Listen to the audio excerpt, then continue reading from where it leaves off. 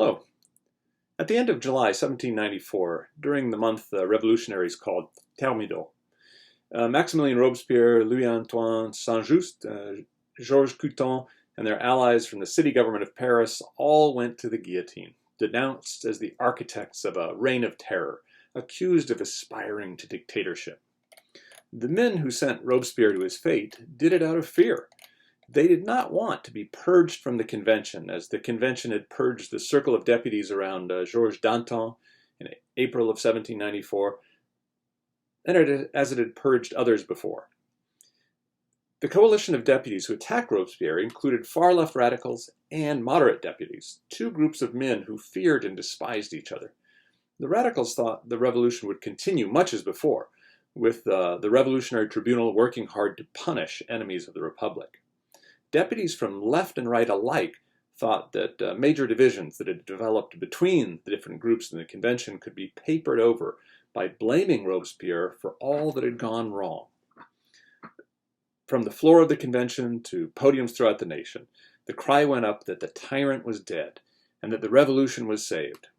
Excesses of all kinds were attributed to Robespierre personally, making him sound like a kind of puppet master who had deliberately driven the revolution off course.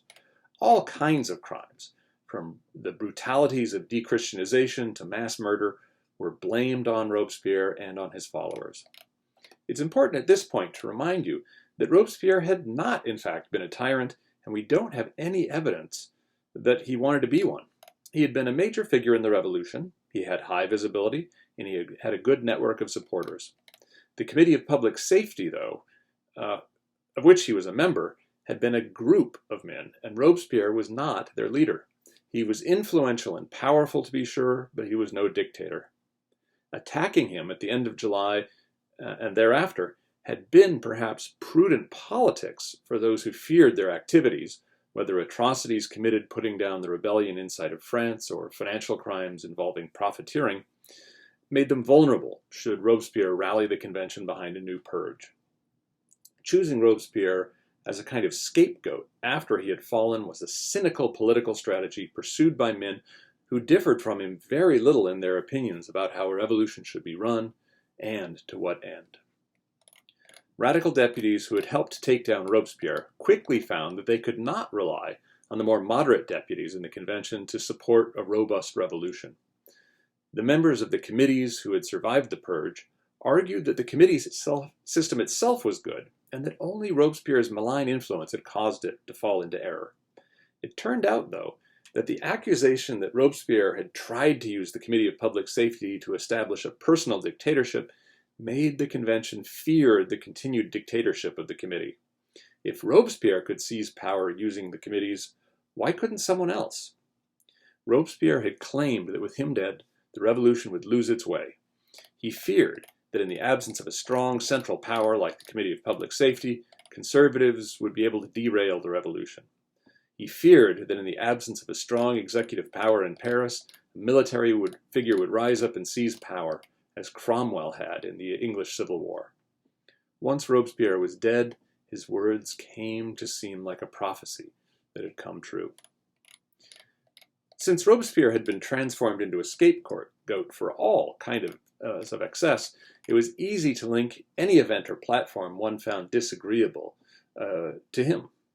Robespierre had been a prominent Jacobin, so the Jacobin Club found itself criticized and within a few short months shut down. Collot d'Herbois and Billaud-Varenne had been critics of Robespierre from the left in the convention and on the Committee of Public Safety, but they quickly found that their continued support for vigorous measures lumped them in with Robespierre, who had paradoxically criticized them for being too extreme. Other men of the left who had helped lead the charge against Robespierre, men who had served as representatives on mission inside of France, who had been at the forefront of the terror in the provinces, who'd been at the forefront of dechristianization, men like Fouché, Tallien, Barras, and others, reinvented themselves as conservatives in order to escape the backlash against what was now, for the first time, being called the Reign of Terror. They denounced their former colleagues and howled for new purges.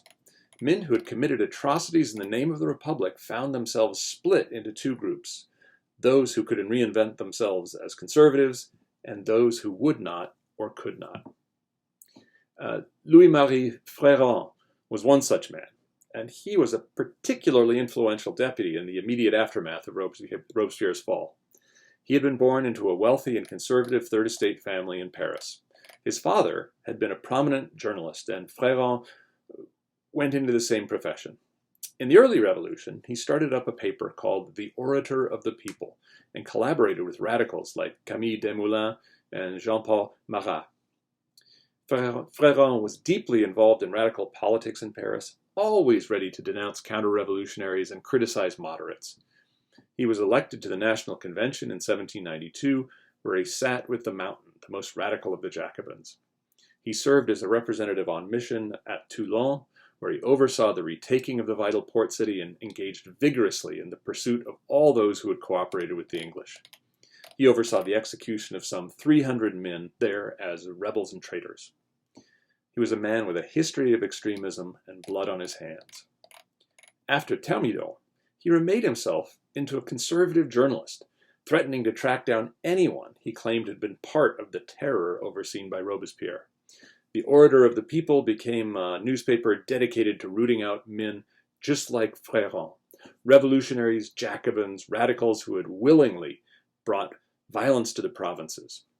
He denounced, for example, Fouquier-Tinville, the head judge of the Revolutionary Tribunal, and he denounced his fellow deputy Carrier, who had overseen atrocities in the repression of federalism in Nantes. More to the point of this brief talk, though, through his newspaper he organized and directed an informal and violent group of young men who intimidated and attacked those identified as partisans of Robespierre and of his reign. These young men were called the Gilded Youth, after the elaborate, refined clothing they wore and the fantastic hairstyles they preferred. These young men were the sons of wealthy Parisians, they were clerks, they were petty bureaucrats, they were draft dodgers, and they were deserters. They traveled in large groups and they carried heavy walking sticks with which they beat anyone who had a shaggy haircut or long trousers, accusing them of being sans-culottes.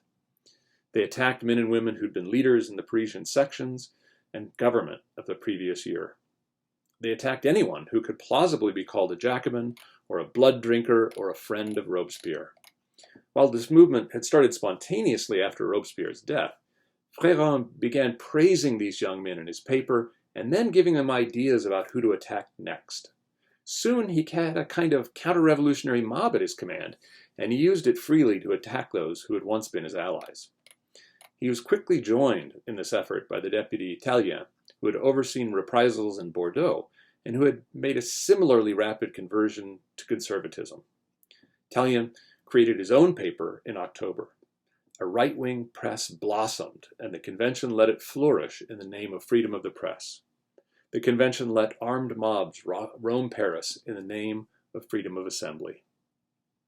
On the 16th of October, 1794, the convention decreed that all clubs and political societies must publish lists of their members.